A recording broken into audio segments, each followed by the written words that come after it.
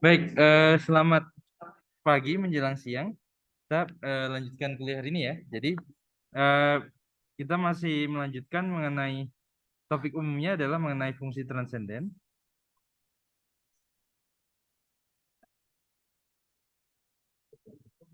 Terutama eh, terutama tentang ini ya. Terutama apa? Kita bahas mengenai eh, kemarin apa saja yang kita bahas? Fungsi logaritma natural, kemudian fungsi eksponensial natural, ya tentu melalui teorema inverse ya. Dan nanti masuk ke fungsi eksponensial umum,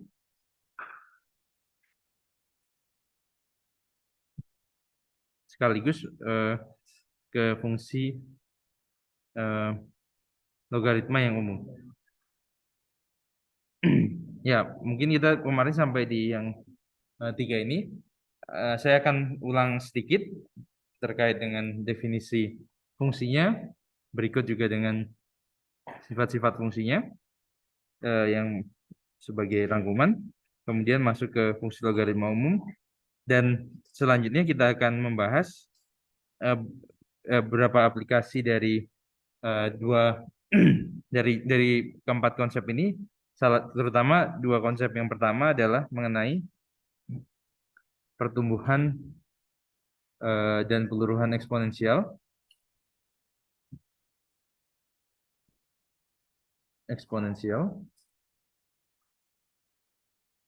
dan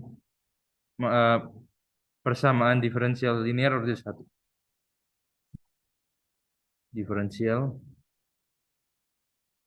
linear order 1.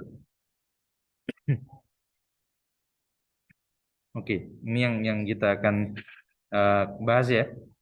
Pertama kita review ulang terlebih dahulu fungsi logaritma natural, fungsi eksponensial natural, dan eksponensial umum seperti apa. Jadi pertama kita mulai dari fungsi logaritma natural,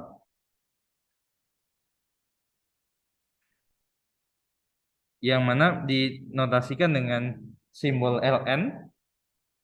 Jadi ln x persisnya didefinisikan sebagai integral dari 1 sampai x 1 per t dt. Jadi ini merupakan fungsi kumulatif dari 1 per t, okay, dengan basis 1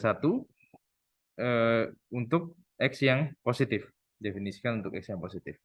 Tentu artinya ini adalah kita gambarkan kurva y sama dengan 1 per t, integral 1 sampai x 1 per t dt untuk x yang lebih besar dari 1, menyatakan luas daerah di bawah kurva yang dibatasi kurva y sama dengan 1 per t, garis t sama dengan 1, dan garis t sama dengan x. Itu daerahnya untuk yang tentu saja nilainya positif. Nah, untuk x yang sama dengan 1 tentu nilainya 0, dan untuk x di antara 0 1, integral 1 sampai x per t dt itu merupakan minus integral x sampai 1 per t dt yang merupakan luas. Sekarang luasnya dibatasi oleh kurva y sama dengan 1 per t, t sama dengan x, dan t sama dengan 1. Tapi negatif ya, jadi nilainya negatif.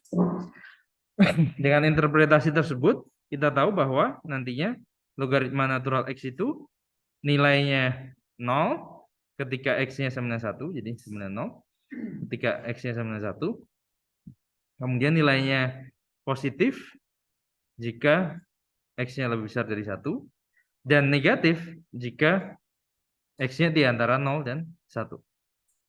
Itulah logaritma natural x. Oke. Nah, tentu sesuai namanya, logaritma ini memenuhi sifat logaritma, oke. Dan buktinya menggunakan salah satunya tuh ini ya, aturan turunan dari fungsi logaritma, yakni turunan dari logaritma natural x tentu saja adalah turunan dari integral 1 sampai x per t dt yang mana nilainya sama dengan 1 per X. Oke, dengan menggunakan sifat ini, oke, kita punya bahwa logaritma natural X atau kemarin apa A kali B katakanlah sama dengan logaritma natural A tambah logaritma natural B. Dan juga kalau saya punya bilangan rasional R, saya akan punya logaritma natural A pangkat R sama dengan R logaritma natural A. Jadi tentu AB-nya positif, ini A-nya positif, R rasional. R-nya rasional. Sifat-sifat logaritma ini ya. Dan juga selain dari sifat logaritma natural ini, kita juga bisa menjawab pertanyaan yang kita ajukan di awal terkait betul-betul dari fungsi dari sebenarnya ya kita bisa konstruksi ya dari logaritma natural ini. Berarti kalau melihat identitas ini untuk X yang positif dan juga melihat kasus yang sama untuk X negatif, kita lihat minus X. Jadi kita akhirnya punya antiturunan dari 1 per X dx ini adalah logaritma natural harga mutlak X tambah konstanta C. Harga mutlak X tambah konstanta C.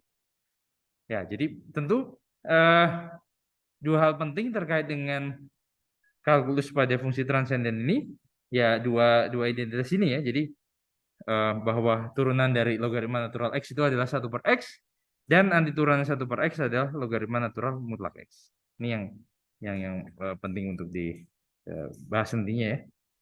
Baik, jadi itu logaritma natural. Nah, tentu kita juga kemarin juga melihat grafik dari logaritma natural X ya. Jadi grafik Y sama dengan logaritma natural X. Tentu kita tahu pertama kita tinjau daerah asalnya. Jadi daerah asal fungsi asal logaritma natural X adalah ini terdefinisi pada semua bilangan real positif. Jadi pada interval 0, hingga. Kemudian kita bisa cek kemonotonan dengan melihat turunannya bahwa turunannya positif. Jadi per X ini positif, maka logaritma natural X itu monoton naik. Dan juga karena turunan keduanya tentu saja nanti turunan dari super X itu sendiri nilainya min super X kuadrat dan ini negatif, maka logaritma natural X ini cekung ke bawah. Oke, dan ini dirangkum sebagai gambar grafik logaritma natural X di sini. Ya, tentu di X sama dengan 1 nilainya 0. X sama dengan 1 nilainya 0. Jadi memotong titik 1,0 dan grafiknya monoton naik dan cekung ke bawah ya. Ke bawah ya. Jadi Y sama dengan logaritma natural X. Ya. Nah, untuk logaritma natural X ini paling tidak yang terpenting Anda bisa mengetahui turunannya apa dan antiturunan dari super X itu apa dan mengetahui gambar grafik logaritma natural X ini. Okay. Yang paling penting. Baik. Nah, selanjutnya fungsi eksponensial natural.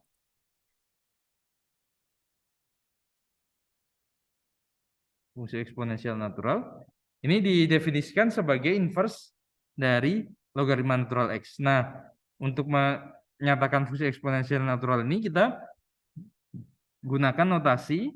Jadi bilangan bilangan natural atau bilangan Euler adalah bilangan real positif yang memenuhi, jadi kita definisikan yang memenuhi logaritma natural nilainya sama dengan 1. Ya, artinya luas daerah yang dibatasi Y sama dengan super T, X sama dengan 1 dan X sama dengan E ini pada kuadran pertama itu nilainya 1. Ya. Luas daerah. Interpretasinya seperti itu.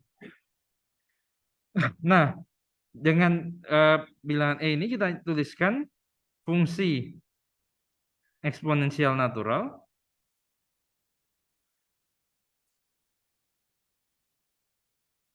E pangkat X ini didefinisikan sebagai inverse atau balikan dari logaritma natural X. Artinya apa? Kita tahu logaritma natural X itu fungsinya naik pada interval 0 sampai hingga. Jadi dia dan range-nya dari min hingga sampai hingga. Jadi itu adalah fungsi yang satu-satu pada fungsi bijektif. Artinya kita bisa mempunyai inverse atau balikannya. Nah, balikannya didefinisikan sebagai E pangkat X. Nah, fungsi E pangkat X ini ya jadi artinya relasinya adalah kalau katakanlah Anda punya, jadi arti dari Y pangkat X, Y sama dengan E pangkat X itu setara dengan, sesuai dengan arti inverse, setara dengan X sama dengan logaritma natural Y. Nah, fungsi eksponensial utama natural ini penting karena salah satunya nanti kita lihat di aplikasinya dalam konsep pertumbuhan dan peluruhan, itu merupakan bagian solusi dari persamaan diferensial pada pertumbuhan dan peluruhan, serta ini nantinya juga digunakan sebagai faktor integrasi atau faktor perintegralan yang membantu kita menyelesaikan solusi persamaan diferensial di bagian aplikasi. Nah, ya kita pelajari dulu sifat-sifatnya. Ya, pertama seperti halnya logaritma natural X yang tadi, kita ingin tahu turunan fungsi ini apa. Jadi kita cek turunan fungsinya Y sama dengan E pangkat X, dx kita ingin tahu apa. Nah, ingat kembali, kita bisa menggunakan, karena ini E pangkat X adalah inverse dari logaritma natural X, ya kita gunakan relasi ini dan teorema fungsi inverse untuk turunan. Jadi artinya dx bisa dihitung sebagai 1 per dx dy, di mana kita tahu bahwa X sama dengan logaritma natural Y, jadi dx dy sama dengan apa? 1 per Y ya. Jadi artinya ini sama dengan Y. Sedangkan Y itu sama dengan E pangkat X. Nah, jadi kesimpulannya bahwa fungsi E pangkat X ini spesial karena kalau jika diturunkan diperoleh fungsi tersebut. Jadi diturunkan berulang kali juga kita peroleh fungsi tersebut.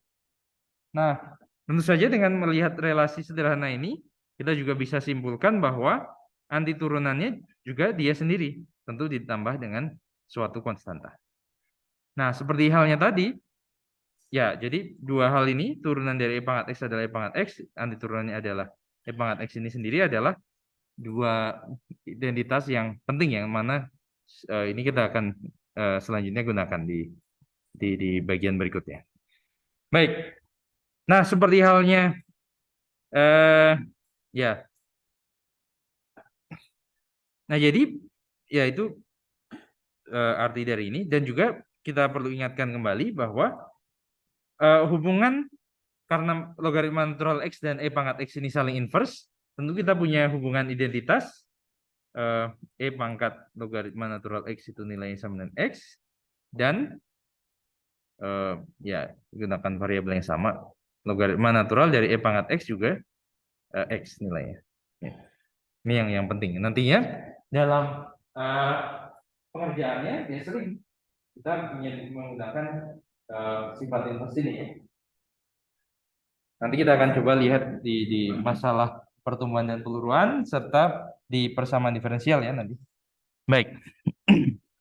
Nah, ya ini sifat atau hubungan antara logaritma natural X dan E pangkat X. Nah, dari namanya fungsi eksponensial, tentu fungsi eksponensial natural ini memenuhi sifat-sifat dasar dari fungsi eksponensial ya. Salah satunya ya E pangkat 0 nilainya sama dengan 1. Kemudian sifat lain yang kemarin sudah kita tunjukkan, E pangkat X pangkat A tambah B katakanlah nilai sama dengan pangkat A kali pangkat B. Ini yang penting di sini. Ya, sifat-sifatnya. Oke. Tentu ini bisa dilihat kaitannya sebagai hubungan di logaritma natural adalah sifat ini ya. Ini sifat yang terkait. Oke. Ya. Nah, ya ini. Nah, selanjutnya kita lihat ya. Jadi logaritma ya kita ingin melihat grafik pangkat X. Terlebih dahulu kita ingin melihat domain pangkat X. Logaritma natural X itu sebagai fungsi dia memetakan bilangan dari mana? Daerah asalnya 0 hingga ke min hingga koma hingga ya. Nah, jadi kalau kita lihat inversnya pangkat X itu daerah asalnya adalah min hingga hingga tapi dipetakan ke 0 hingga ya. Daerah asalnya dari min hingga sampai hingga, hasilnya dari 0 sampai hingga. Nah, grafiknya seperti apa? Jadi kita ingin ya tentu saja Anda bisa melihat plotnya ya nanti. Grafik pangkat X itu seperti apa? Ya kita lihat grafik Y sama dengan logaritma natural X dulu.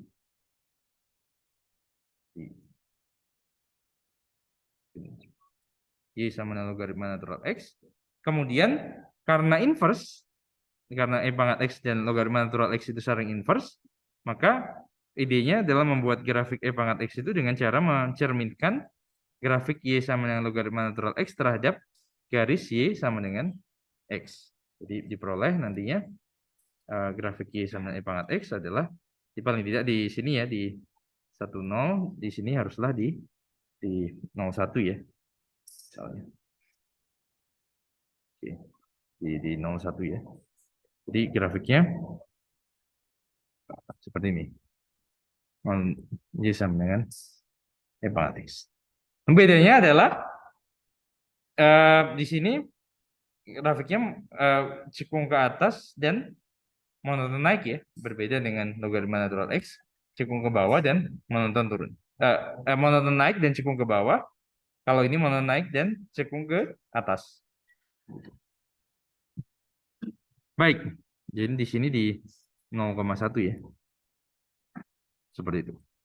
Nah, selanjutnya, oke, kita akan fungsi logaritma natural, fungsi eksponensial natural ini digunakan untuk mendefinisikan fungsi eksponensial umum. Ya, digunakan untuk mendefinisikan fungsi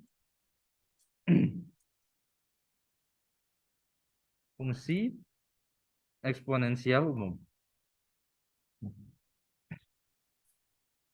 Oke. Nah, fungsi eksponensial umum ini, misalkan saya punya, jadi artinya sekarang kita akan gantikan peranan ini dengan sembarang bilangan positif. Kemudian kita ingin mengetahui apa arti dari pangkat X ya. Jadi misalkan A adalah bilangan positif, definisikan fungsi eksponensial umum A pangkat X itu sebagai pangkat X logaritma natural A. Nah, kita tahu bahwa logaritma natural A itu terdefinisi, ya, karena A-nya positif, bisa dihitung, dikalikan dengan X juga bisa dihitung, kemudian hasilnya dihitung untuk fungsi eksponensial natural ya. Jadi kita bisa menghitung A pangkat X ini. Oke. Ya, tentu saja yang secara khusus ketika jika A sama dengan E, ya kita kembali punya fungsi eksponensial natural tadi di awal. A-nya sama dengan bilangan bulat, ya kita juga punya fungsi pangkat ya. Nah, sifat-sifatnya apa? Nah, Anda bisa periksa ya bahwa melalui apa? Ya. Ya, Anda bisa periksa melalui aturan rantai bahwa turunan dari A pangkat X, nah ini sekali lagi ya, bukan X A pangkat X min 1 ya. Saya tekankan itu jangan pernah terjadi di kelas ini ya. Bukan X A pangkat X min 1. Nanti kalau menjawab seperti itu, jawabannya sudah nggak saya lihat lagi ya. Pasti salah itu. Oke, jadi yang benar apa? Jadi kita tuliskan sebagai E pangkat X logaritma natural A. Kemudian gunakan aturan rantai. U sama dengan X logaritma natural A.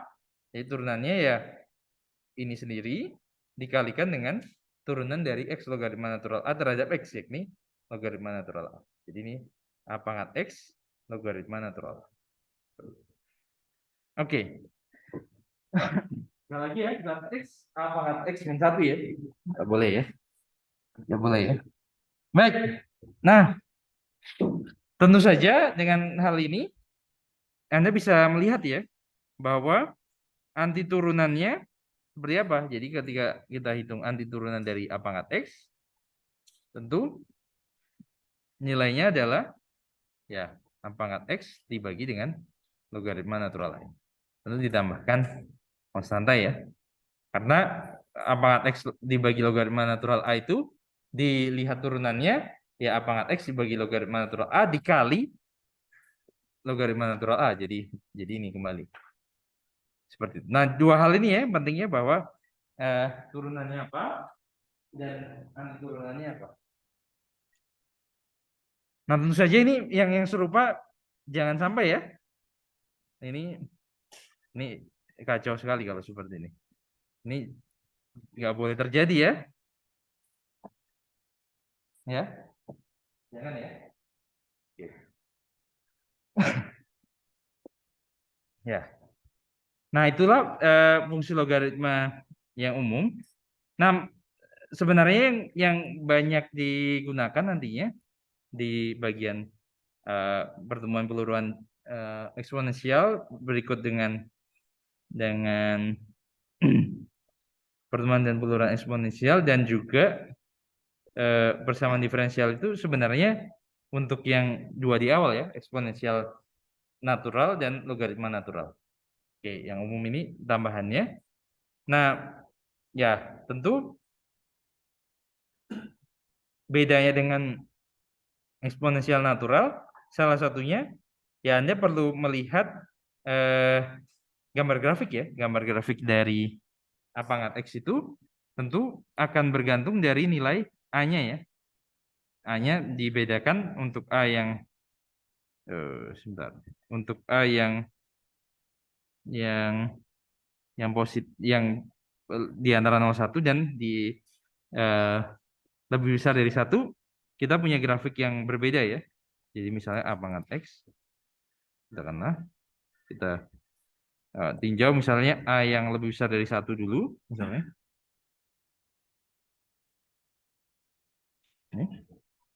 Nah, ini ya serupa dengan E pangkat X ya perilakunya. Jadi monoton naik dan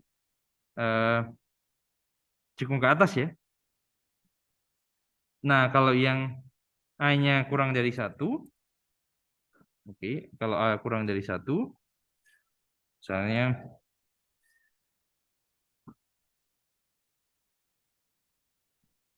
seperti ini. Nah, dia juga cekung ke atas tapi apa? Monoton turun ya. Nah, itu perbedaannya. Ya, tentu ini bisa Anda periksa dari turunannya bahwa turunannya itu kalau kita kembali ke turunannya. Nah, tandanya ditentukan oleh nilai logaritma natural A. Jadi A pangkat X itu bagaimana X-nya selalu positif. Nah, turunan dari A pangkat X tandanya ditentukan oleh logaritma natural A. Logaritma natural A nilainya positif ketika A-nya lebih besar dari 1. Jadi artinya X-nya monoton naik. Nilainya negatif ketika A kurang dari 1. Turunannya negatif monoton turun. Ini melihat dari tanda itu. Baik. Dan juga kecekungannya pastinya akan cekung ke atas ya. Karena kalau ini diturunkan sekali lagi, tambahannya apakah X logaritma natural A kali logaritma natural A kembali ya. Jadi apakah X kali logaritma natural A dalam kurung kuadratkan. Nilainya selalu positif. Dia selalu cekung ke atas.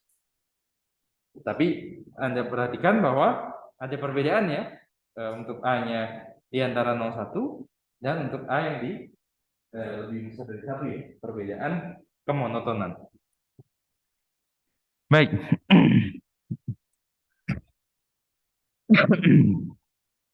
Oke.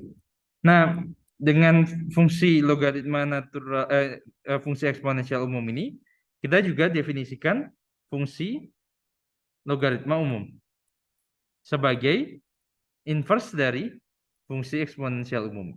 Jadi, misalkan sekarang kita punya A positif dan A yang tidak sama dengan 1. Kita batasi tidak sama dengan 1 ya tentu karena 1 dipangkatkan berapapun nilainya 1 ya. Jadi ini tidak masuk daerah tidak masuk kriteria dari A ya. Kita definisikan ya, notasinya tergantung ya. Kadang-kadang ada yang A-nya di sini, A-nya di sini. Definisikan logaritma umum dengan basis A, biasanya A log X, itu sebagai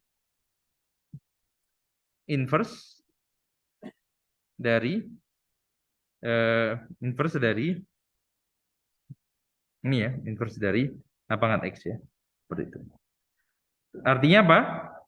Kita tuliskan Y sama dengan A log X, itu setara dengan mengatakan bahwa X sama dengan A pangkat Y. Seperti itu. Tentu saja yang mungkin sudah Anda pernah kenal adalah ketika nilai A-nya cuma 10 ya, cuma basis 10 ya, yang kita tahu. Dan juga untuk A yang sama dengan E, kita punya fungsi logaritma natural. Jadi seperti perluasan dari fungsi logaritma natural.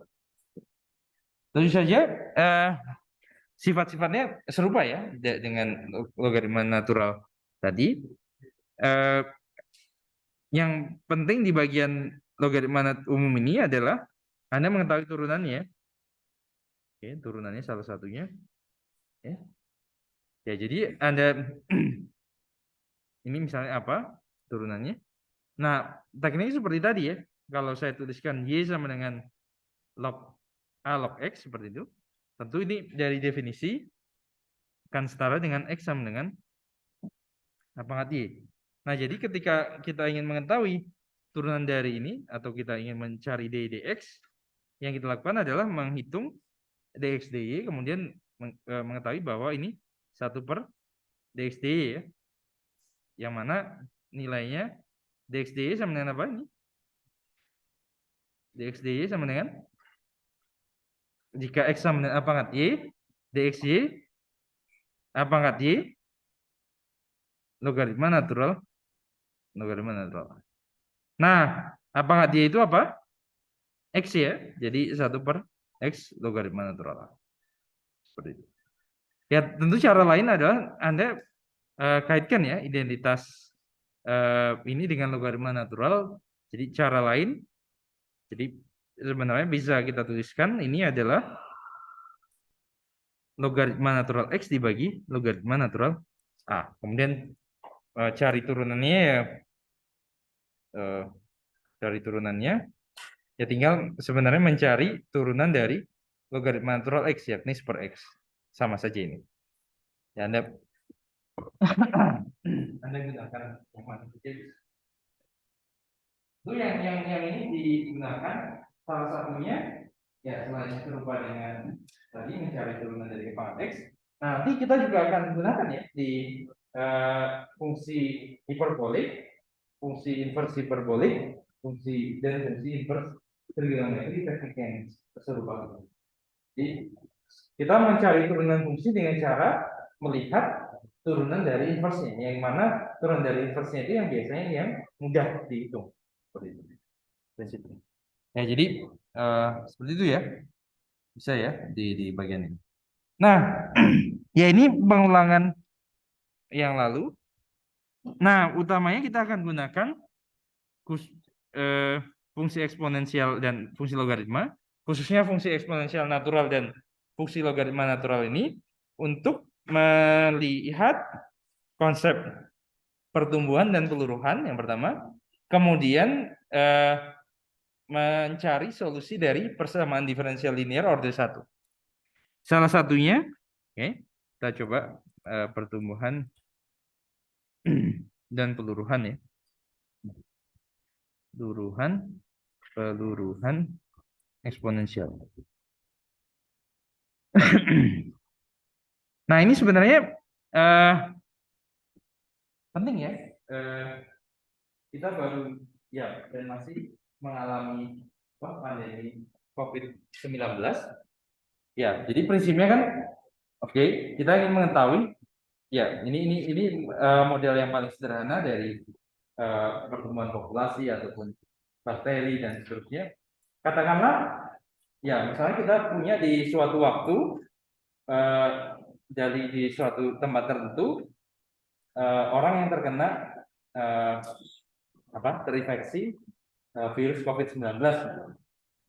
Oke, tentu ya kita hitung misalnya di tiap waktu, entah satuannya hari atau jam, kita akan punya laju atau jadi selama sekian jam atau selama sekian hari itu, katakanlah banyaknya orang yang terinfeksi meningkat ya. Jadi tentu saja perubahan. Jadi misalnya, oke, kita tinjau yang sederhana ya. Jadi katakanlah Y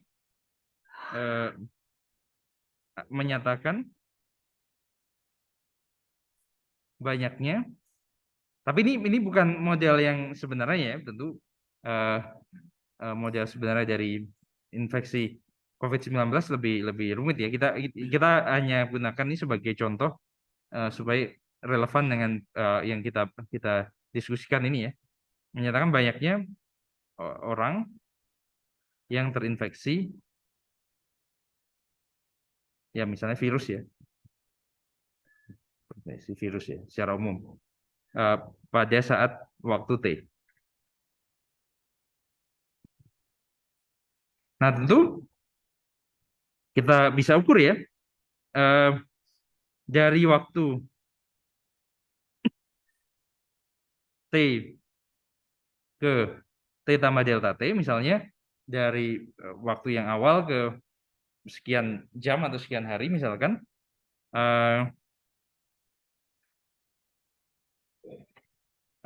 istilahnya rata-rata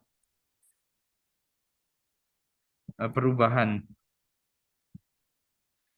banyaknya orang yang terinfeksi adalah misalnya misalnya delta Y per delta T, artinya Y dihitung di T tambah delta T dikurangi Y dihitung di T dibagi dengan delta T misalnya. Nah, artinya ketika kita ambil limit delta T menuju 0, diperoleh laju, jadi definisi turunan ya, perubahan banyaknya orang yang terinfeksi virus.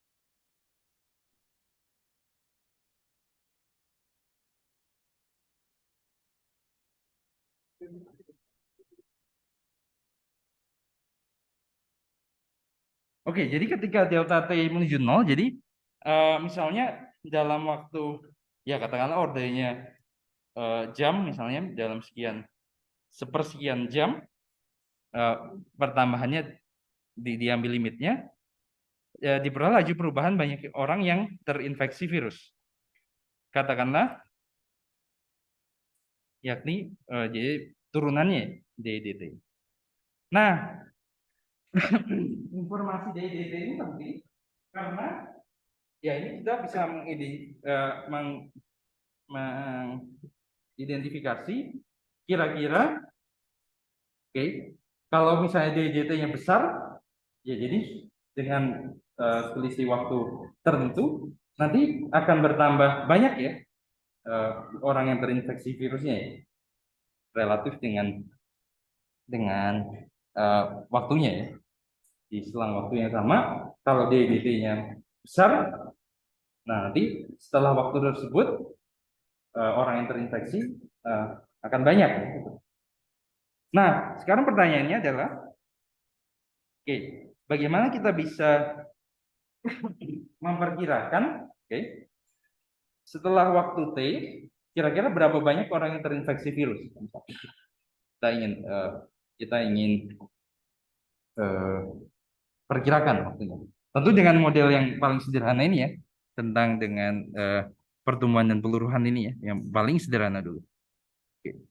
Nah, dalam hal ini, oke, DDT-nya tentu Anda bayangkan misalkan di ini bergantung dari apa? Jadi misalnya kalau virus kan, ya misalnya paling tidak ini bergantung dari banyaknya orang yang terinfeksi ya. Saya banyak orang yang terinfeksi. Jadi misalnya katakanlah dari ya terutama interaksi virus ya, penularan dan seterusnya. Jadi masuk akal kalau misalnya orangnya ada 100 dengan orangnya ada 1000, ya bisa lebih di tempat yang sama dengan asumsi penularan yang sama akan lebih cepat ya, yang lebih besar ya yang 1000 ini ya dibandingkan yang 100. Artinya kita bisa asumsikan DDT itu asumsikan DDT sebanding dengan Y. Asumsikan bahwa DDT sebanding dengan Y. Yakni tuliskan DDT sama dengan K kali Y. Dengan K itu suatu konstantanya. K nya suatu. Kalau K-nya kayak 0, ya tidak terjadi penularan ya. Artinya DDT-nya 0, artinya konstan semua ya. Yang terkena itu sepanjang waktu akan konstan. Ini kita tidak menginginkan itu. Nah, kalau K-nya positif, ya nanti kita akan lihat bahwa Y-nya akan bertambah. Sesuai ya, kalau K-nya positif, kan Y kan selalu positif ya, karena banyaknya orang bilangan yang positif. Kalau K-nya positif, DJT-nya positif, akan bertambah. Kalau K-nya negatif, DJT-nya akan negatif, yang terkena virus akan berkurang. Ya, itu yang kita inginkan. Nah, sekarang pertanyaannya dari model ini, katakanlah ini persamaan 1, apakah solusi dari persamaan 1 ini? Artinya kita ingin cari fungsi Y yang memenuhi ini. Y sebagai fungsi dari T memenuhi persamaan ini. Oke. Nah, jadi kalau K-nya sama dengan 1, apa solusinya? Kalau K-nya sama dengan 1, yang sederhana, kalau K-nya sama dengan 1, apa? Pangkat T ya. Pangkat T disebut. Nah, jadi paling tidak kita bisa memperoleh gambaran ya, kalau K-nya 1 positif, banyaknya yang ini populasi, banyak orang yang terinfeksi akan bertambah besar ya secara eksponensial ya. Nah, tentu kalau K-nya secara umum, K yang umum seperti apa? Nah, ingat kembali, kalau kita punya persamaan diferensial seperti ini, apa yang kita lakukan? kita pisahkan ya. Kita lakukan pemisahan variabel atau separasi variabel. Jadi dalam hal ini mulai dari d dt sama dengan k kali y, pisahkan variabel y dan t. Jadi k-nya ini konstan ya. Jadi dy per y sama dengan k dt. Kemudian Anda lihat integralnya d per y atau super y dy sama saja. Sama dengan integral k dt. Integral 1 per y ini apa? Logaritma natural harga mutlak y ya. Katakan tambah C1. Yang ruas kanan ini integral k dt. K-nya konstan jadi k kali t ya, tambah konstan 2. Tentu bisa disederhanakan dengan logaritma natural mutlak y sama dengan k kali t tambah konstanta c. Oke. Nah, y tadi menyatakan apa? Banyaknya orang ya. Banyak orang yang terinfeksi. Artinya y-nya positif. Jadi karena y positif, maka ya sama tadi bisa dituliskan sebagai logaritma natural y sama dengan k kali t tambah c. Nah sekarang y-nya sama dengan apa? Sehingga y sama dengan apa? Kalau logaritma natural y sama dengan sesuatu, y-nya sama dengan e pangkat k kali t plus c. Tentu ini bisa dituliskan e pangkat k kali t kali e pangkat c. E pangkat c-nya konstan juga. Kita misalkan d, bukan karena saya, e pangkat kt. Seperti itu. Nah, sekarang jadi kita periksa ulang ya. Apakah memang benar memenuhi persamaan ini? Oke, kita periksa ulang. Ini y-nya. Jadi dy dt sama dengan turunan dari d e pangkat kt. D-nya konstan ya. D e pangkat kt diturunan terhadap t apa? E pangkat kt itu sendiri dikali dengan turunan dari kt terhadap t sama dengan k. Oke, jadi k d e pangkat kt. D e pangkat kt itu apa tadi? Y sendiri ya. Jadi sama dengan k kali y. Nah, jadi fungsi ini memenuhi persamaan d dt sama dengan k kali y. Nah, tentu saja yang nantinya kan tujuannya kita ingin memprediksi nilai y untuk suatu t tertentu. Tentu untuk itu kita membutuhkan informasi apa di sini? Yang perlu kita cari informasi nilai d dan k ya. Artinya d dan k itu apa? Katakanlah d itu kita peroleh dari mana? Kalau kita ganti t-nya dengan 0, ganti t-nya dengan 0, y sama dengan d pangkat 0, pangkat 0 nilai berapa? 1 ya. Jadi y sama dengan d, artinya d itu merupakan apa? Banyaknya ya, kalau kasus ini banyaknya orang yang terinfeksi di awal mula ya. Jadi substitusi t sama dengan 0 dan katakanlah dan misalkan y0 menyatakan banyaknya orang yang terinfeksi di awal,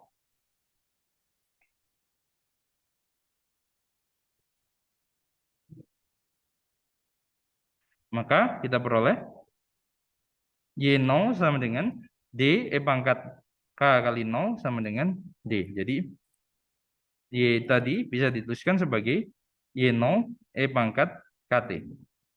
Oke, y0 e pangkat kt. Nah, k-nya sendiri diperoleh dari mana?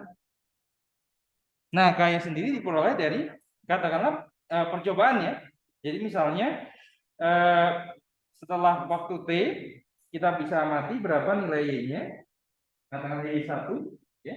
Jadi katakanlah ilustrasinya saat jadi misalkan nilai y di T1 misalnya y1, maka kita akan peroleh y1 sama dengan y0 e pangkat k T1. Nah, jadi k-nya bisa diperoleh ya.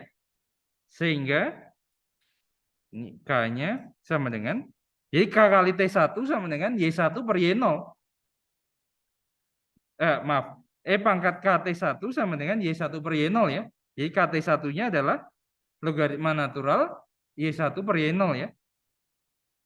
Sehingga K-nya adalah 1 T1 logaritma natural Y1 per Y0.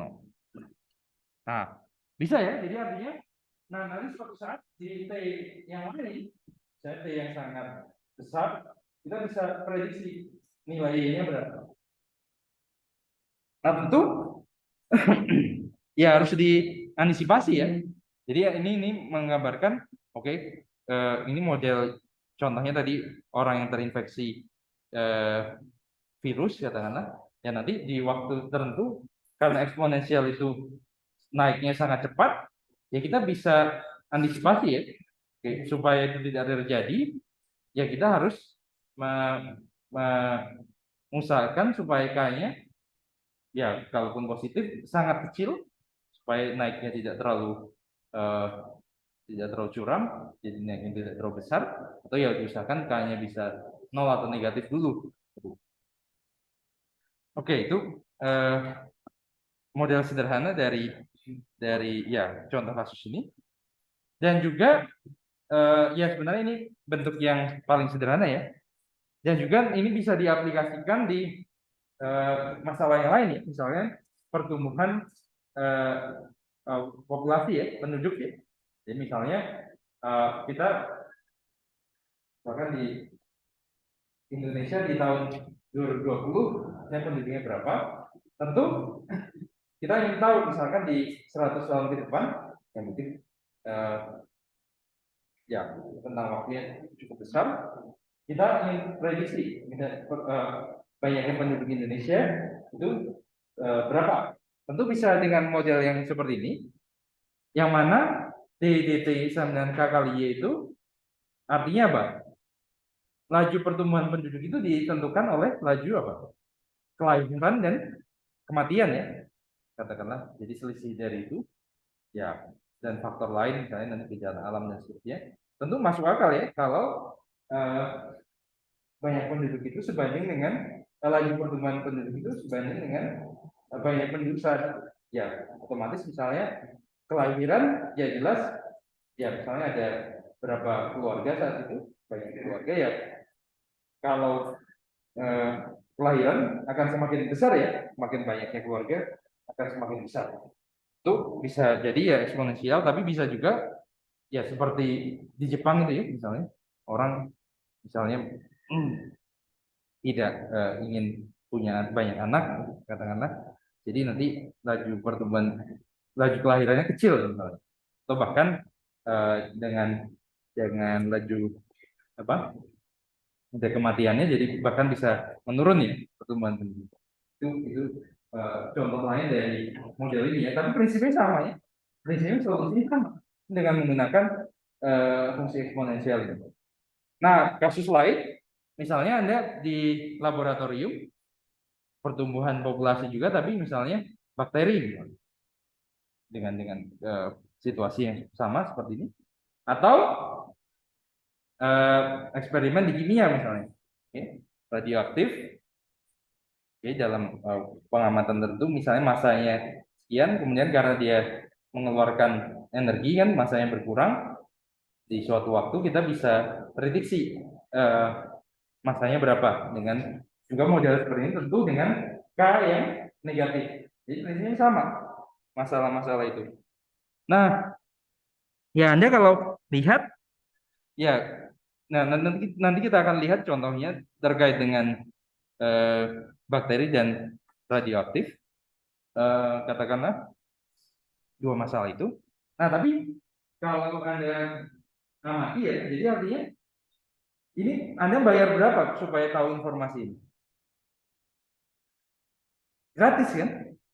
Beda dengan misalnya eksperimen di biologi, ya pakai alatnya, pakai labnya dan seterusnya. Di kimia juga sama ya, mungkin kalau praktikum kimia dasar saya pernah mecahkan gelas itu jadi tidak berapa, mungkin Anda pernah juga ya. Nah, kalau di matematika ini nggak ada yang minta bayaran kita ya, menyelesaikan persamaan diferensial. Salah ya, nggak pernah kan saya mintain Anda uang kan kalau salah. Nah, beda dengan ya bukan itu, saya tahu maksudnya itu kan buat lab juga ya. Nah, mecahkan gelas reaksi itu, tabung reaksi aja berapa ya di denda ya. Nyenggol sedikit saya pernah. Eh, nah ini matematika ini gratis informasi ini. Misalnya yang terkait radioaktif atau bakteri tadi. Ya tentu saja akurasinya masih, tentu ini karena model yang paling sederhana, akurasinya eh, mungkin masih rendah ya, tidak baik. Tapi paling tidak ya, jadi artinya kalau Anda punya eh, kemampuan pemodelan matematika secara umum, khususnya persamaan diferensial yang sederhana-sederhana seperti ini, sebelum Anda melakukan eksperimen, Anda bisa memperkirakan ya. Jadi misalnya pertumbuhan bakteri, misalkan Anda amati, oke, ya Anda bisa memperkirakan. Oke, saya tidak perlu menunggui di lab itu sampai malam. Itu saya perkirakan, oh kapan dia bertambah sekian, nanti saya baru kembali di sekitar waktu itu. Salah satunya seperti itu. Atau ya terkait dengan populasi tadi ya, saya bisa prediksi. Nah ini di tahun sekian ini saya tidak ingin populasinya sebanyak ini. Tentu kita harus kontrol ya dengan cara-cara lain. Dan juga penyebaran penyakit tadi. Hampir ya ya tentu saja nanti model yang dipelajari tidak hanya ini. Jadi nanti ada istilahnya. Jadi kan solusi ini kan artinya eksponensial seperti ini ya. Tentu nanti ini sedikit oke, salah saya. Ini T-nya positif ya. Jadi misalnya ya 0, jadi ada yang eksponensial yang seperti ini atau yang turun. Kalau yang radioaktif tentu yang turun ya. Jadi yang gini. Y sama dengan Y0, E pangkat KT, K positif. Ini Y sama dengan Y0, E pangkat KT, K-nya negatif. Nah, tentu saja misalnya kalau yang pertumbuhan penduduk itu tentu tidak realistis ya. Misalnya ya maksudnya Indonesia baru berapa tahun ya. Ya asumsinya kan orang yang tinggal di Indonesia dulu itu satu kesatuan ya. Ya, Anda bayangkan misalnya dari zaman Majapahit sampai sekarang, kalau seperti ini pertumbuhan penduduknya pasti penduduknya jauh lebih banyak dari yang sekarang ya. Jadi artinya ada satu titik di mana misalnya naik sekali, tapi ada titik yang naik, tapi naiknya lambat ya. Ini seperti itu. Jadi tentu nanti modifikasinya, persamaan diferensialnya adalah ya memang sebanding dengan jumlah penduduk saat itu, tapi ketika dia mencapai suatu ambang batas, dia menurun seperti itu.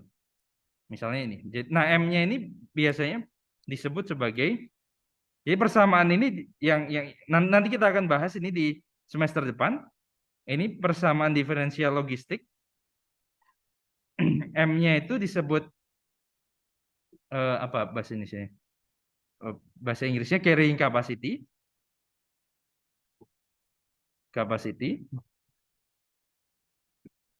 Jadi seperti kapasitas ini ya. Jadi istilahnya nanti solusinya seperti eksponensial itu, tapi jadi di awal memang naik, tapi lama-lama naiknya lambat ya. Jadi di ambang batas tertentu. Misalnya seperti itu. Nah, ya istilahnya ada daya dukung lingkungan dan seterusnya. Ini menarik ya. Karena kalau yang sederhana ya, misalnya populasi binatang dan seterusnya. Jadi saya ingat ada dosen saya, dia aktif meneliti di matematika biologi. Jadi cerita kalau di Jerman itu ada apa penangkaran rusa ya. Rusa itu ya bisa dikembangbiakkan tapi dan juga diburu juga ya untuk makanan. Tapi dia memodelkan ya kalau diburunya terlalu sering kan makin lama tidak ada yang berkembang biak dan usahanya habis ya. Sebaliknya kalau diburunya atau di, di apa konsumsinya kurang, maka ya akan banyak sekali usahanya. Tentu nanti berpengaruh ke eh, kita biaya makanan dan tempat tempat penangkarannya juga ya. Nah, oleh karena itu jadi harus ada keseimbangan ya dalam hal ini. Eh, Penentuan nilai kadar itu. Jadi kapasitas penangkarannya ini kira-kira maksimum berapa rusa supaya eh, apa laju pertumbuhannya bisa dikontrol ya, tidak terlalu naik.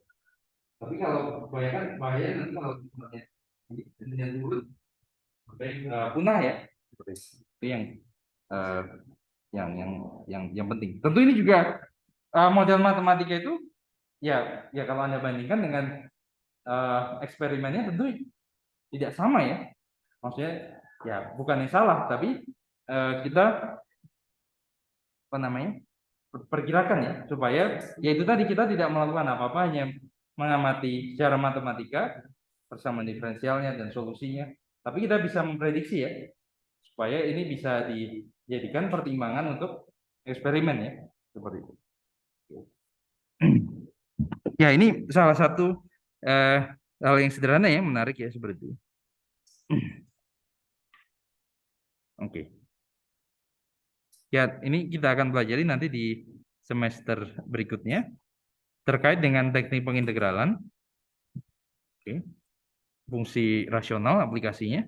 Nah, sekarang kita akan coba lihat contoh soal terkait dengan masalah pertumbuhan dan peluruhan itu misalnya. Oke, kita lihat contoh ya supaya kita bisa familiar cara menghitung masalah pertumbuhan dan peluruhan ini ya. Kita lihat contohnya. Contoh pertama misalkan jadi misalkan banyaknya bakteri. Ya ini contoh ini saja ya. Tentu realnya ya belum tentu yang dilakukan seperti itu. Tapi paling tidak Anda bisa familiar dengan menyelesaikan persamaan diferensial tadi, mencari nilai Y0 dan nilai K-nya. Misalnya banyaknya bakteri pada saat awal atau pada awal percobaan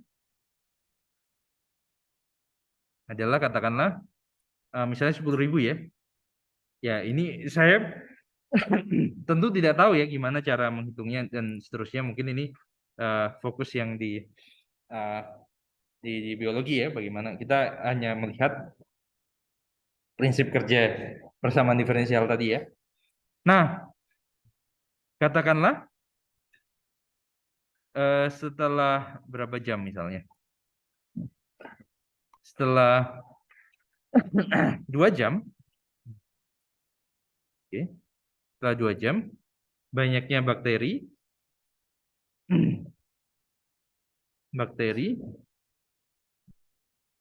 adalah 40.000 misalnya. Banyak bakteri adalah 40.000. Nah, pertanyaannya adalah ya dengan asumsi bakterinya berkembang biak secara eksponensial tadi, oke. Pertanyaannya adalah perkirakan banyaknya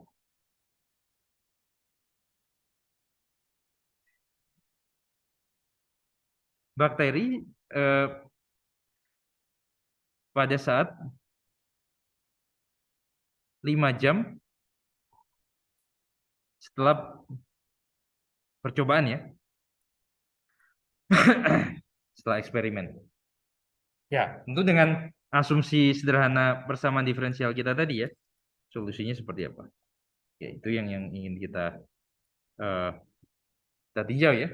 Jadi misalkan ya di awal misalkan variabelnya Y menyatakan banyaknya bakteri. Ini satuannya jadi jam ya. Bakteri saat T jam. Waktunya dalam jam satuan. Nah, jadi kita asumsikan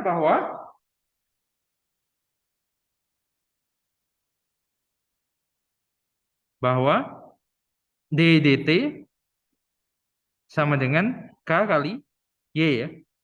Nah, jadi kita tahu ya Anda bisa selesaikan persamaan diferensial seperti tadi, atau langsung saja solusi persamaan ini adalah apa? Y sama dengan apa tadi?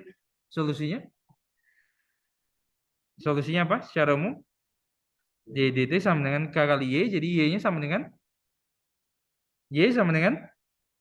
Y0, oke. E pangkat K kali T ya. E pangkat dari K kali T. Nah, Y0-nya berapa nilainya? Dari soal tadi Y0-nya sama dengan Y0 10.000. Oke. Jadi Y-nya 10.000 E pangkat K kali T. Nah, sekarang kita cari K-nya ya.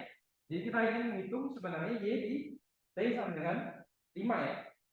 Y saat T-nya sama dengan 5. Tapi kita bisa cari K-nya dulu. K-nya ketika T-nya sama dengan berapa tadi? 2 ya. Jadi substitusi T sama dengan 2, kita peroleh saat T-nya sama dengan 2, Y-nya berapa tadi? 40.000 sama dengan 10.000 kali E pangkat T-nya 2, 2K ya. Nah, jadi di sini sederhanakan E pangkat 2K nilainya sama dengan 4, sehingga 2K-nya sama dengan apa ini? 2K sama dengan logaritma natural 4 ya. Sederhanakan K-nya sama dengan setengah logaritma natural 4. Logaritma natural 4 itu logaritma natural 2 kuadrat ya. Terus setengah kali 2 ln 2. Jadi 2. Ln 2 ya, salah. Logaritma natural 2. Nah, jadi K-nya logaritma natural 2. Jadi kalau kita kembalikan ke Y-nya, Y sama dengan 10.000 E pangkat berapa? Logaritma natural 2 kali T ya. Nah, sekarang kita ingin mencari T-nya sama dengan berapa tadi? 5 ya. Untuk T sama dengan 5 diperoleh Y sama dengan 10.000 E pangkat 5 logaritma natural 2 ya. Ini bisa disederhanakan 10.000. 5 logaritma natural 2 itu logaritma natural 2 pangkat 5. Ya, benar? Nah, ini E pangkat dan 2 pangkat 5. 2 pangkat 5 berapa? 32 ya. Jadi 320.000. Jadi akan terdapat 320.000 bakteri setelah 5 jam setelah awal percobaan. Banyak yang bakteri. Nah, ya ini contoh saja ya, contoh pertumbuhan eksponensial. Nah, peluruhan eksponensial seperti apa? Peluruhan eksponensial. Jadi peluruhan eksponensial. Ya ini sebenarnya sama saja ya konsepnya, tapi ini K-nya yang negatif ya. Nah, Anda sudah masuk kalau di kimia itu peluruhan eksponensial? Oh, belum lewat kimia? Atau di SMA peluruhan radioaktif? Pernah ya? Ada istilahnya apa? Kalau saya punya radioaktif misalnya karbon misalnya, waktu apa? Waktu paruh ya. Jadi waktu paruh ya, Anda lebih tahu ya. Jadi misalkan ini contohnya ya. Tapi mungkin kadang-kadang ada rumus cepatnya ya kalau di kimia ngitung. Saya lupa itu, nggak tahu gimana. Jadi misalkan eh, waktu baru katakanlah apa ya? eh, ya karbon, nggak tahu karbon, ada karbon itu kadang-kadang yang angkanya berapa? 14, 15 atau 16 itu ya. Ya nggak tahu. 14 ini adalah, saya nggak tahu ini, eh, asal saja. Eh, Coba Anda cek di kimia nanti berapa waktu paruhnya, misalnya ribuan ribuan tahun ya, misalnya 5.000, mungkin 700 tahun misalnya. Saya ini angka sembarang saja ya, perkiraannya saja. Tentu yang tepat kalau di pengetahuan di kimia berapa misalnya. Misalnya 5.700 tahun. Nah, waktu paruh itu artinya apa? Waktu yang dibutuhkan supaya dari awalnya radioaktifnya masanya sekian menjadi setengahnya ya. Oke. Nah, pada mulanya, nah ini juga angkanya juga. Ya ini nanti Anda koreksi ya persisnya berapa. Pada mulanya terdapat eh, katakanlah 10 gram karbon 14, ini ukurnya juga nggak tahu seperti apa, kecil sekali. Eh, perkirakan perkirakan banyaknya, memperkirakan massa karbon 14 setelah atau tepat setelah eh, misalnya, ya ini asal juga ya, misalnya 7.000 tahun. Nah ini bahkan di luar waktu hidup kita ya. Nah ini sederhananya juga menarik ya aplikasinya ini. Ya tentu di radioaktif yang lain ya, dan pengukurannya mungkin tidak sederhana ini, tapi kita bisa seolah-olah memperkirakan seperti apa. Kita melihat atau meneliti umur apa? Yang menarik apa? Batuan ya, batuan yang digali itu, kira-kira lapisan ini itu umurnya berapa juta tahun misalnya. Yang sering kalau kita memperkirakan misalnya dinosaurus yang eh, ya apa namanya itu ya, di T-Rex atau siapa itu hidupnya di zaman yang apa, zaman yang berapa ratus juta tahun yang lalu, ada periodenya kan. Nah itu salah satunya sederhananya adalah ya fosilnya itu ditemukan di lapisan batuan yang mana, kemudian batuan itu diteliti zatnya, oke, radioaktifnya. Nah kita bisa perkirakan dari eksperimennya waktu paruhnya berapa, perkiraan waktu sisanya, oke. Nah itu membutuhkan berapa juta tahun untuk meluruh, misalnya dengan bersama diferensial sederhana seperti itu. Paling tidak bisa memberikan kita informasi terkait dengan aplikasi seperti itu ya. Itu yang menarik. Nah, nah tentu informasi waktu paruh ini penting ya. Jadi kalau misalnya di awalnya adalah 10 gram, tentu setelah 7.000 tahun itu, ya kalau Anda hitung, perkiraannya berapa banyaknya? Masanya berapa? Kurang dari 5 gram ya. Nah, jadi kalau jawabannya nanti Anda dapat 6 gram, ya ini pasti salah hitung ya. Salah hitung ya. Paling tidak itu dulu yang di awal kita harus bisa estimasi ya. Kita harus bisa estimasi berapa banyaknya ya. Oke, jadi sama seperti tadi prinsipnya. Tapi ini kemungkinan kita peroleh K yang negatif ya. Jadi artinya apa? Pertama kita tahu bahwa, oke, asumsikan bahwa ya persamaannya masih sama ya, Y dt sama dengan K kali Y.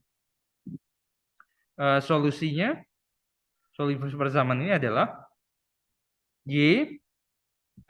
Jadi kalau seperti tadi Y0-nya berarti berapa di sini? 10 ya. 10 E pangkat K kali T. Nah, sedangkan K-nya diperoleh dengan cara mencari K-nya dicari dengan substitusi T sama dengan waktu paruhnya tadi ya, 5.700 tadi ya. Jadi substitusi T sama dengan berapa? 5.700 diperoleh 5 sama dengan 10 E pangkat 5.700 K. Nah, jadi K-nya dari berapa ini? E pangkat 5.700 K sama dengan apa tadi? Setengah ya. Setengah ya. 5/10 ya. Jadi 5.700 K-nya adalah logaritma natural setengah ya. Atau ini tuliskan sebagai minus logaritma natural 2. Sehingga K-nya adalah minus logaritma natural 2 dibagi dengan 5.700. Nah, untuk nilai ini K-nya. Jadi Y-nya adalah 10 E pangkat minus logaritma natural 2 per 5.700 kali T. Nah, tentu sekarang yang jawaban akhirnya diperoleh dengan cara substitusi T sama dengan 7.000 ya. T sama dengan 7.000 diperoleh Y-nya sama dengan 10 E pangkat minus logaritma natural 2 per 5.700 kali 7.000. Nah, jadi Anda hitung ini ya. 7.000 kali 5.000 dibagi 5.700 kali minus logaritma natural 2, hasilnya dihitung E pangkat hasil tersebut dikali 10. Berapa?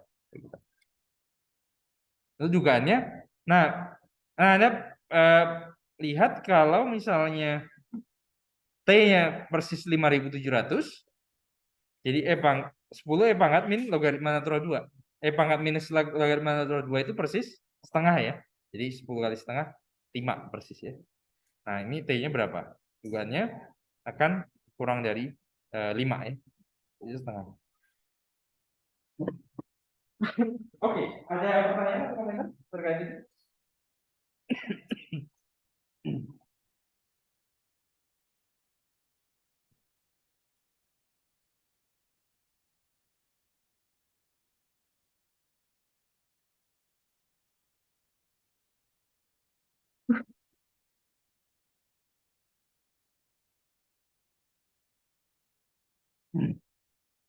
Nah, sedikit variasi dari ini, tapi ya prinsipnya sama ya, solusinya sama.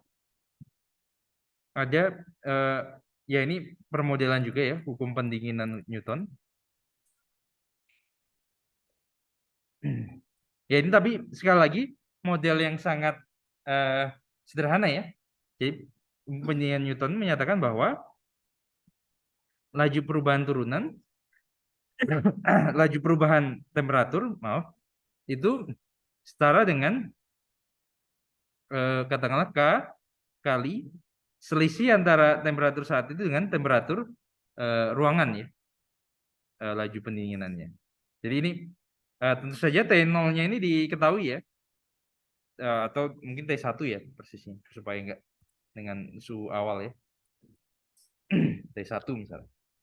Nah, ini tentu persamaan yang sama ya, yang serupa ya, tinggal T min T1 ini ya Anda anggap sebagai T yang serupa saja ya, seperti tadi. Tekniknya separasi variabel sama dengan K dt, seperti ini, integralkan. Oke. Jadi ini T-nya ya integralnya ini substitusi ya. Tinggal substitusi logaritma natural T min T1 mutlak sama dengan K kali T plus konstan. tentu selisih suhu dengan suhu ruangan adalah ya ini jadi konstanta yang lain E pangkat KT sama saja. Ini ini yang kepentingan itu. Nah, jadi tentu saja nanti T1 diketahui. Nah, tergantung ini masalahnya bisa macam-macam ya. Misalnya kalau saya punya kopi misalnya, oke, saya letakkan di ruangan, itu ada selisihnya dengan suhu ruangan. Nah, misalnya kalau ruangannya dingin, tentu saja ya ruangan nggak dingin juga mendingin ya kopinya. Suatu saat, nah kita ingin tahu berapa penurunan suhu kopinya ya, relatif terhadap selisihnya dengan suhu ruangan ya. Oke, itu salah satunya atau es dikeluarkan dari kulkas, oke, diletakkan di ruangan, tentu suhu dia lebih kecil dari suhu ruangan akan mencair ya, makin lama suhunya berapa. Ini salah satunya model sederhananya dengan ini. Nah ini Anda tahu Detektif Conan atau siapa? Pernah menonton Detektif Conan? Beda zaman ya berarti. Saya kaget. Ya, ya atau ya detektif apapun ya, nggak relevan nama Conan. Bisa aja ya, pendinginan itu juga bisa untuk sebagai forensik ya. Kita mengetahui kapan kira-kira pembunuhan terjadi.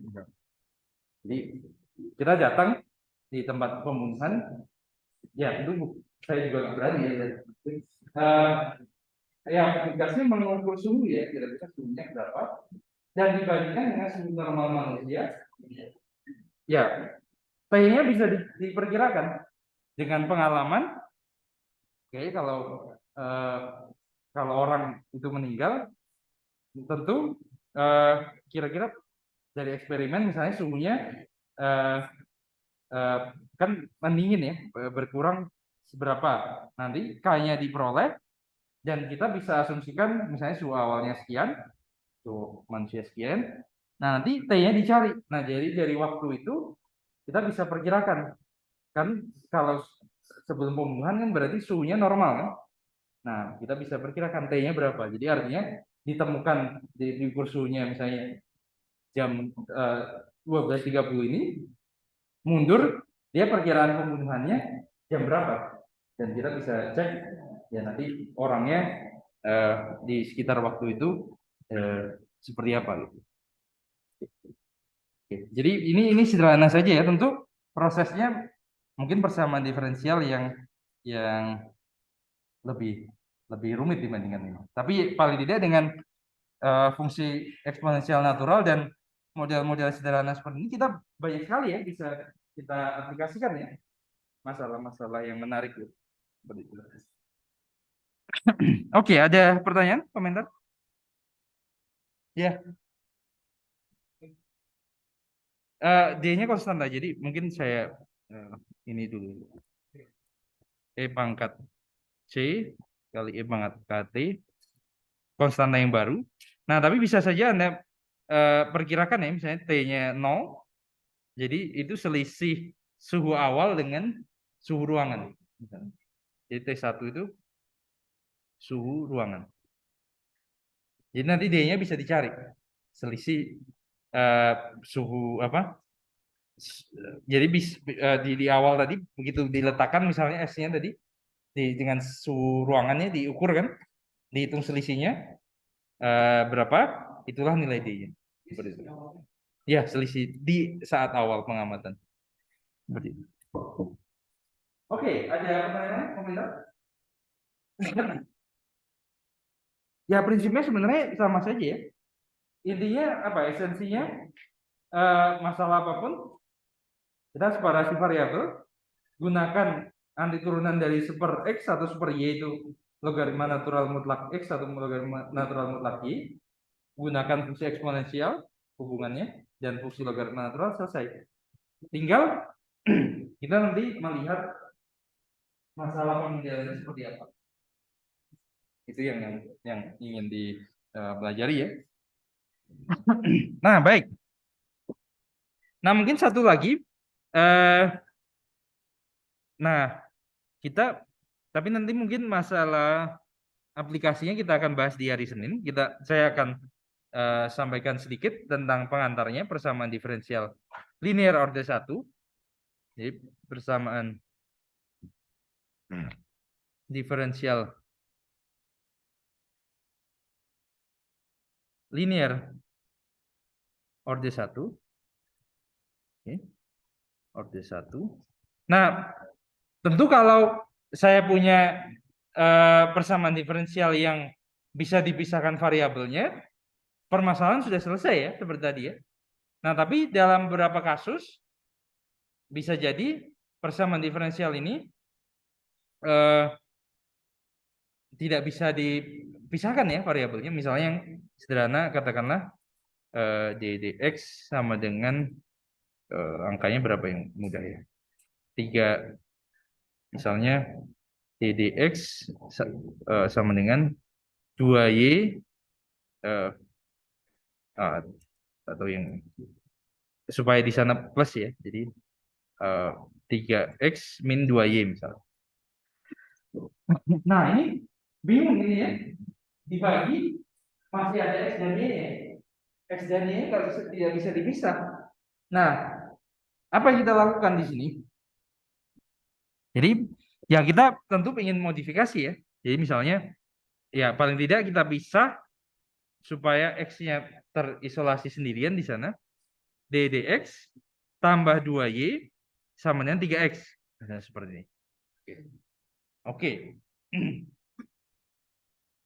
Nah, oke, seperti ini. Nah, ya, kemudian apa yang dilakukan di sini ya?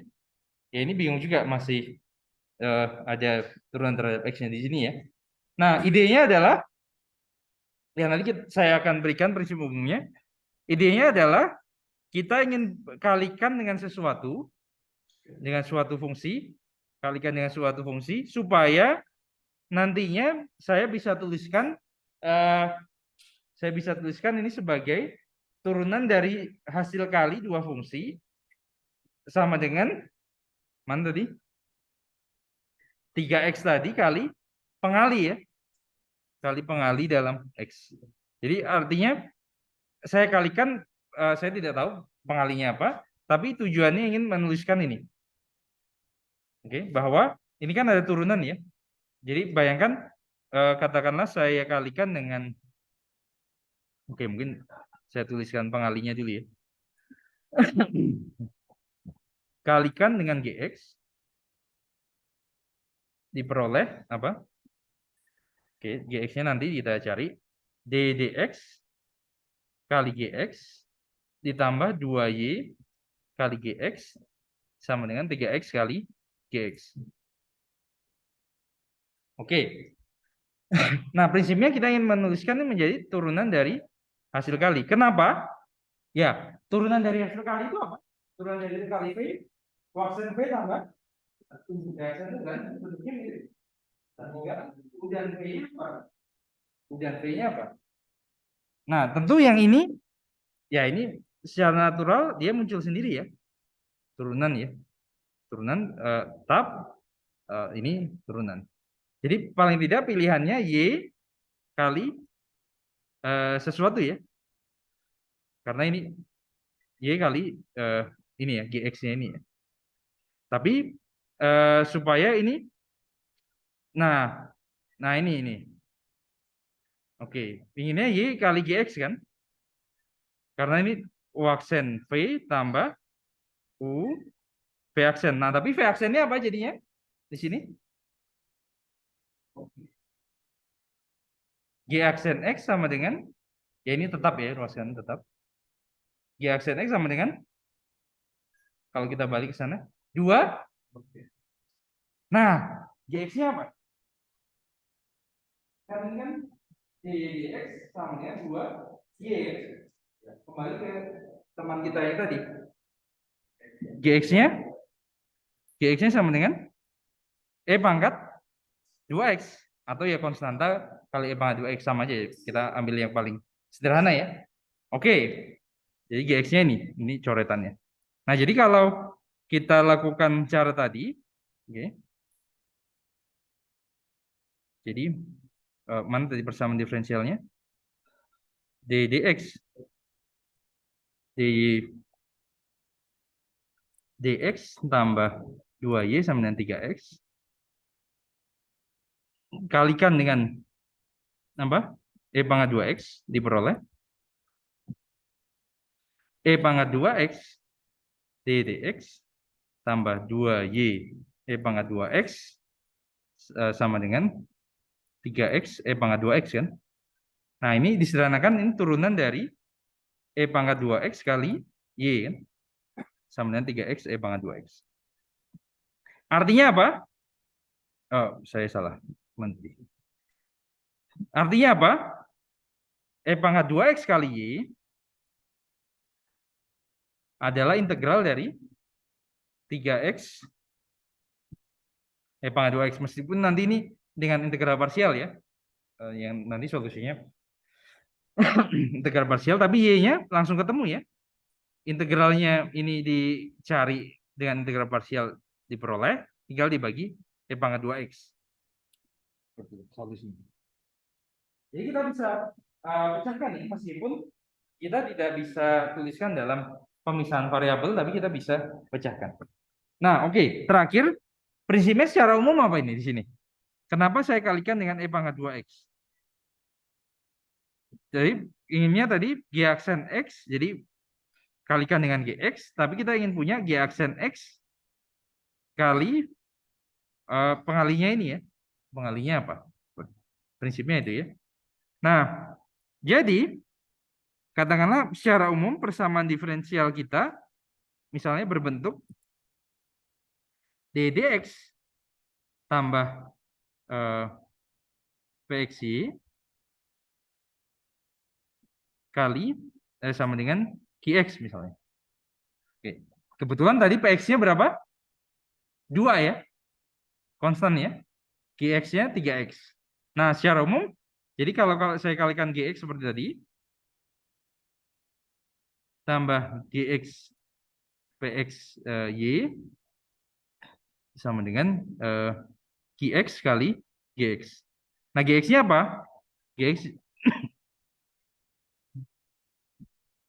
y aksen x memenuhi gx kali px ya. Jadi prinsipnya kan ini tuliskan, oke, mungkin sebagai turunan dari gx kali y sama dengan qx kali gx.